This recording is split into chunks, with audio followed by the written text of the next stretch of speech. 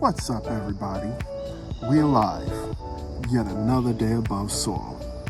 Now, I've been to many different places. I've been supervised by many different people. I've supervised many different people. I have taken many different classes. I've spoken to many different individuals. I've worked with many different individuals. And the thing is, every workplace that I've ever been to was completely different. However, there may be some similarities.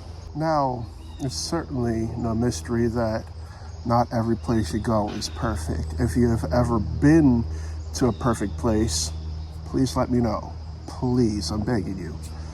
And also, not every place is dreadful. At least I hope. Through my years of experience working for many different educational environments and other places, I've come to the realization that not every place is perfect. If anything, there may be some places that are extremely toxic. So today, as we go off of the beaten path, I'm going to talk to y'all about hostile or toxic work environments.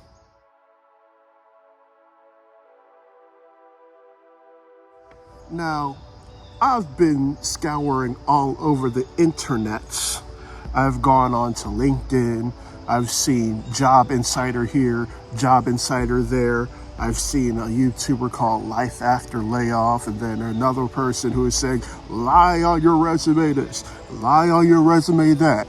And then you have a lot of other people are saying, do what he's saying, don't do what he's saying. There's just so many things out there telling you what to do. Yeah, okay, I may be one of those other talking heads that's doing it, but I want to at least be an advocate for your mental health as well, because that's what it is about going off the beaten path. Now, there are many different things out there that indicates a toxic work environment. There's several things out there. One of the underlying things is, okay, you get into the car, you're absolutely dreading work. You wake up on a Monday and it's the worst feeling ever. And maybe you go into work Thursday thinking, oh, right, Friday's around the corner, which means I'm away from this place for a couple days. But then you find yourself in a very vicious cycle.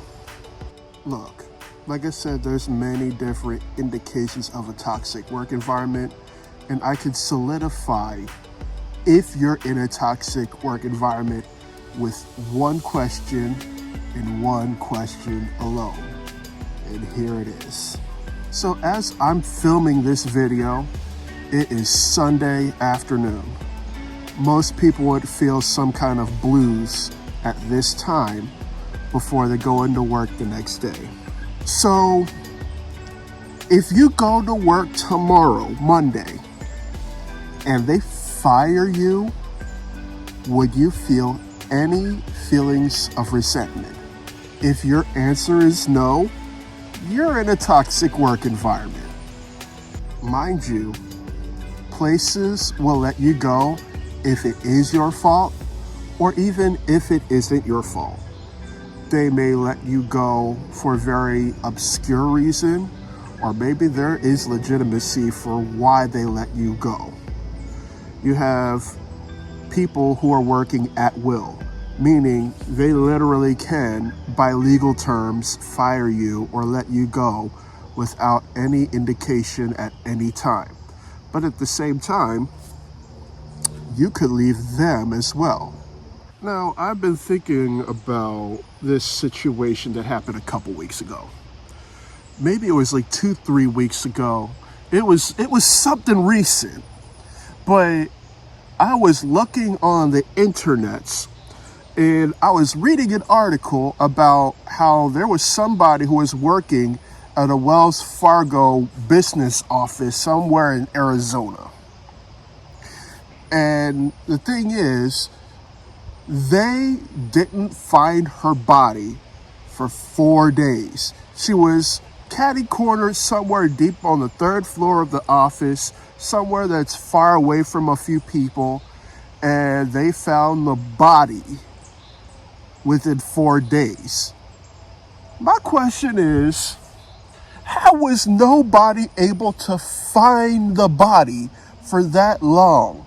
Number one, there had to have been custodians to remove the trash, to sweep the floor, to mop the floor, to clean the bathrooms.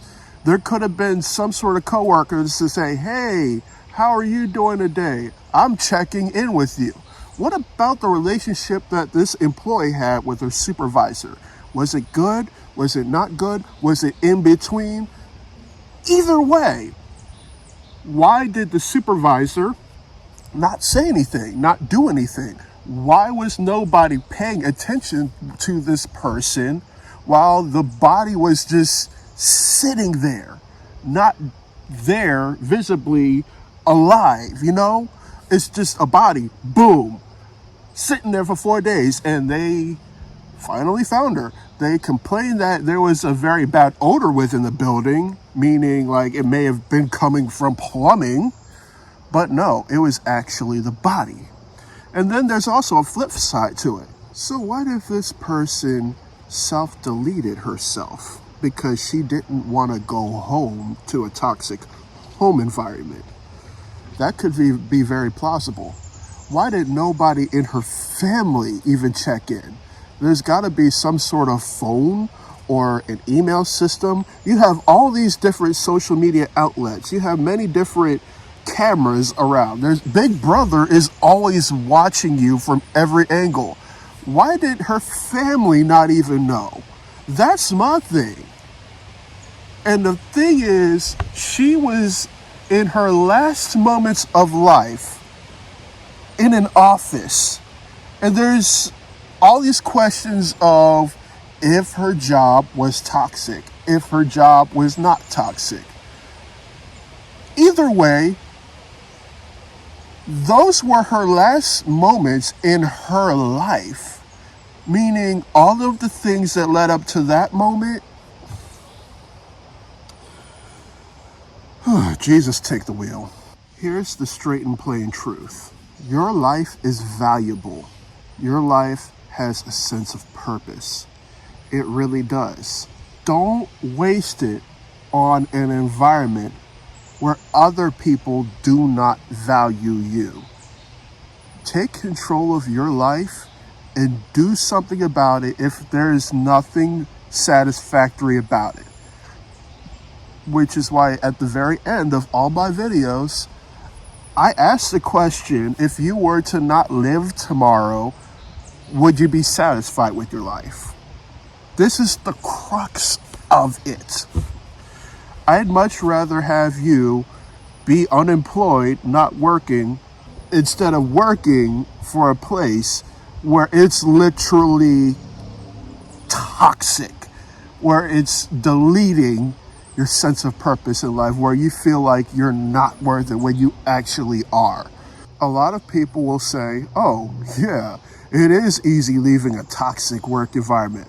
All you gotta do is leave. Yeah, about that. We're gonna unpack that now.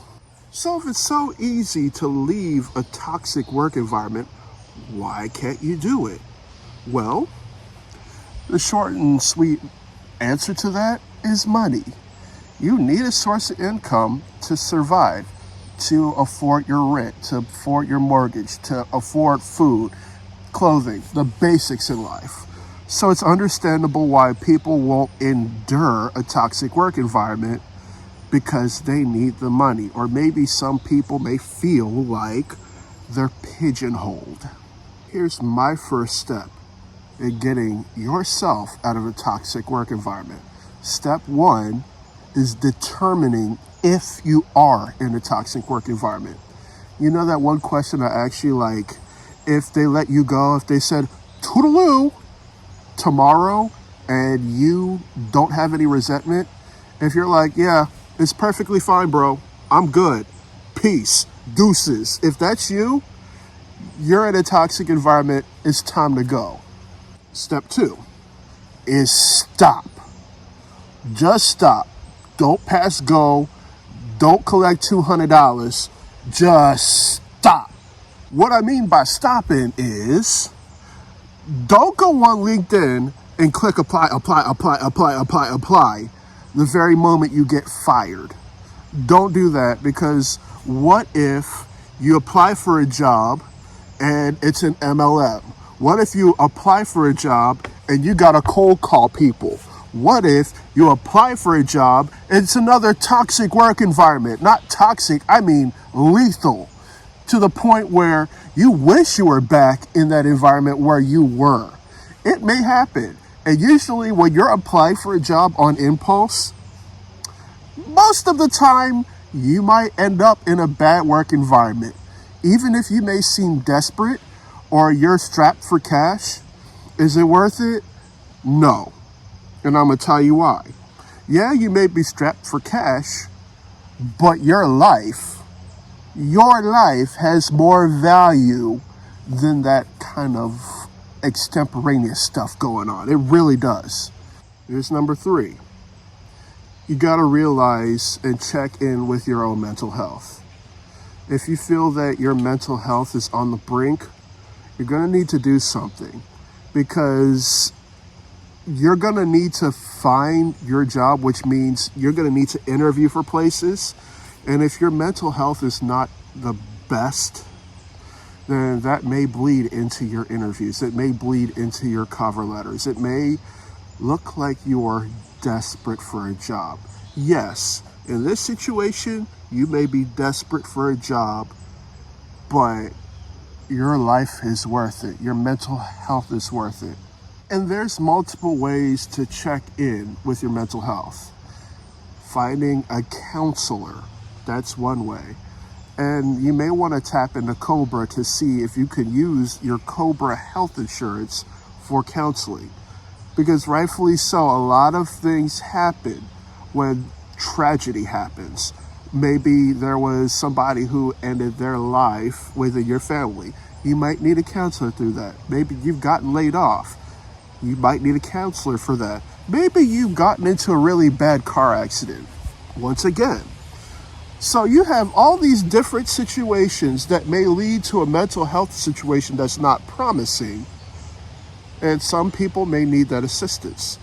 And in some cases, you might not need a counselor. Maybe it is going to a church that supports your life. Maybe it's not a church that is very cultish in their environment. Maybe you might need to pick up yoga or Pilates, go to the gym, go to Planet Fitness, run it out, go to a gym, start boxing, beat up a speed punch bag or whatever the heck that thing is called. Whatever it is, check up on your mental health. Also, your diet. Your diet may change. Now, you may be depressed. You might eat one of the desserts that I might make on some of my other videos, or you might find yourself eating all this fat and all the ice cream in the world and not paying attention to your diet. Sometimes it does happen when your mental health is not the best. Concentrate on your diet, because that also may promote mental health. Step 4, realize that you're not the only one. The thing is, there are a lot of people who lose their jobs in America either voluntarily or involuntarily. There's a lot of people who leave without a job. There's some people who get fired without having another job. There's people who get laid off without having another job.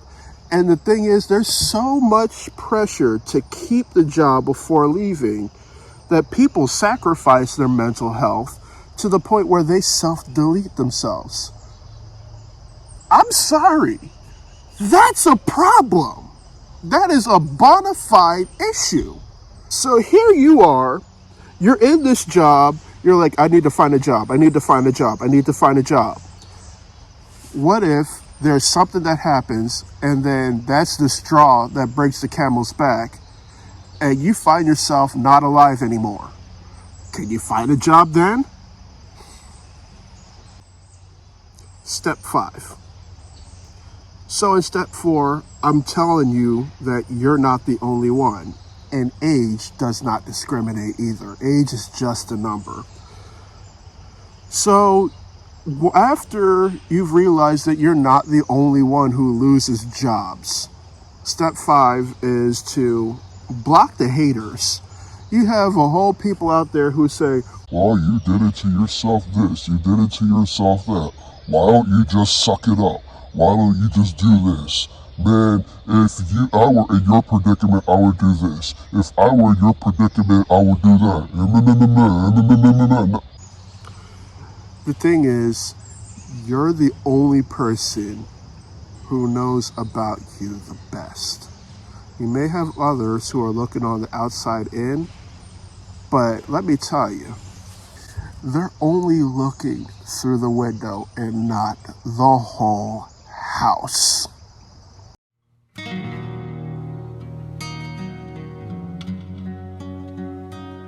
Step 6. Given you've left the job, maybe it may have not been on the best terms, there's definitely resentment, take inventory of the things that did not go well and channel that energy into finding something that you like. There's obvious reasons for why you're no longer working for this one place. So with all of the toxic boopity-boop stuff, write down all of the things that made the place toxic and then formulate a plan for a place that doesn't have this stuff. Instead, find places that will support you. Find places that have a mission statement that jives with your core values. Find that supervisor who will support you through thick and thin. Find a network of coworkers who will support you thick and thin. Because that toxic environment, that's in the past. I mean, it's one thing to try and forget that it happened, but dwelling on it, that's going to bleed into your next endeavor. That's going to block your blessings. Number 7, plan your pitch. When I mean your pitch, your elevator speech, your 30-second elevator speech that introduces you and talks about why you're a good fit for a certain place. Work on that, practice in a mirror, practice in front of your camera, videotape yourself, do it in front of someone who's in your family, a close friend, maybe it was a former coworker, get feedback on it, polish it up, do whatever you need to do, because that elevator speech is the very first impression that your employer, your future employer is going to be like, okay, there's something going on here, and I think I want to hear more about this person. Be meticulous about the things that you want. You may be tempted to get the first job that offers to you, and by the way, you will get a job. It may not be within a week, it may not be within 2 weeks, it may not be within a month, it may not be within 6 months, but eventually you are going to get a job. And the thing is, you're going to need to do a little bit of soul searching and investigation with a job that may or may not hire you.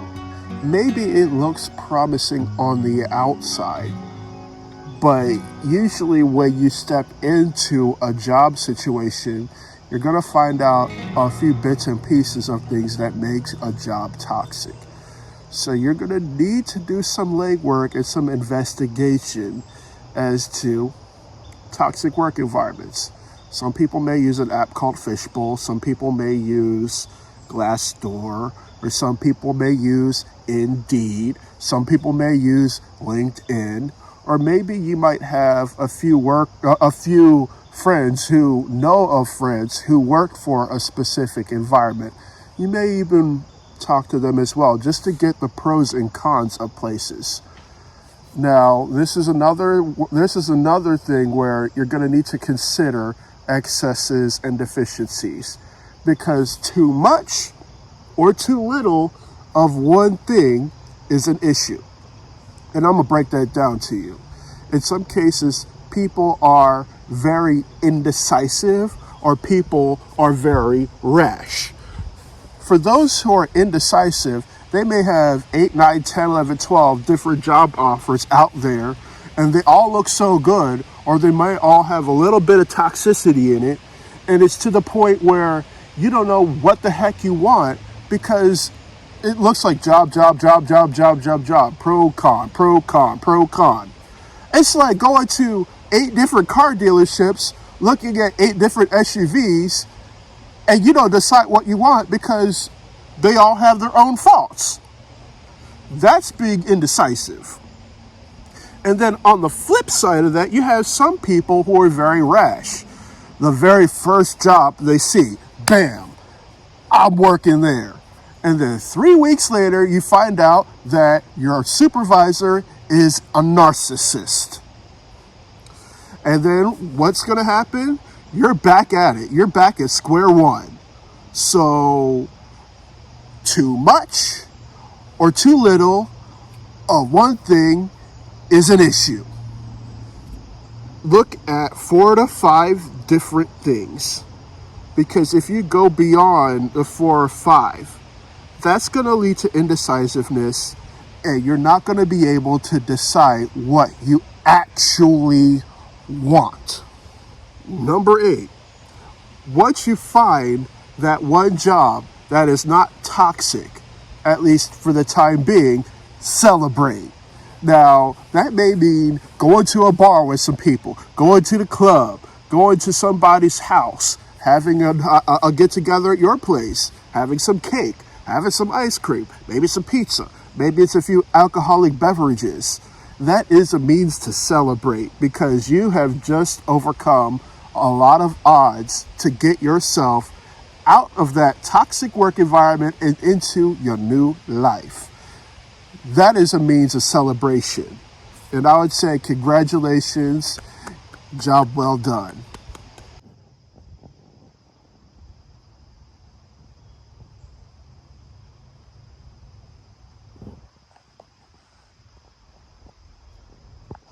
To conclude, here's the straight and plain truth. There's only one of you. There is nobody in this world who is an exact carbon copy of you. Your life is very special. Even if you're a twin, if you're a triplet, a quadruplet, you may have a sibling who looks just like you. You are the only version of you, and you are very, very special. There's no talk about how there's good people and how there's bad people. There's a duality that somehow exists out there, but the way I see it is, people are people. It's just the decisions that people make are either good or not good. There's something fundamentally good about everyone. And it all depends on their intentions and the decisions that they make that drives progress or non-progress. But realize that your life is worth it. It really is. Some of these places that are hiring people or firing people, they might not care about you. Don't work for a job where if you were to not be living within that job for 4 days and they're realizing, oh, this person is no longer alive, they're just a body, and you're in a cubicle away from everybody, and the last moments of your life is in a job where you're not feeling valued, I'm sorry, but that's not living. That's existing. Don't let that happen to you. You're worth it, and it's important to see that worth and to live your life because you only have but one. So once again, before we part ways and leave, I have one relatively important question to ask of you. If you went to sleep tonight and you ain't wake up the next day, would you truly be satisfied with the life that you lived? If your answer is no, then it's most definitely time to do some soul searching and think about some of the changes that you need to make with your life. I say this because there's a lot of things within our society that discriminate. Death, however, still doesn't discriminate. I want to thank y'all so much for watching my content. If this is your first, second, third, or whatever time, hit that subscribe button. It's right down below. As always, I'm going to include the links to my Instagram, Stickerism's Instagram, Nowhere Collective's Instagram, CCBC Collective's Instagram, and many other helpful links down within the description. We're still on the road to 1,000 subscribers. Become a member of the LDX family. We have a lot of fun on this channel. I leave you all with much love, good spirits, and vibes. Until next time, I see y'all later. I'm out.